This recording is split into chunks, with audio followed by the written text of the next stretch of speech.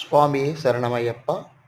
ప్రతిరోజు చక్కగా పూలు తీసుకొచ్చుకొని పూజ చేస్తూ ఆ స్వామివారి దగ్గర పాదాల దగ్గర ఈ పువ్వులు పెడుతూ ఉంటామండి.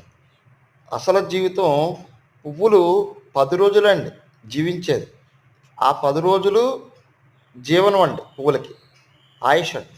అలాగే ఈ పువ్వులు దేవుడి పాదాల దగ్గర చేర్చినట్టయితే పువ్వు చాలా సంతోషపడుతుందండి. ఇది ఎంత సంతోషమో అంత సంతోషం అండి. అలాగే మనిషి జీవితం కూడా అలాంటి సంతోషంగా ఉండాలండి.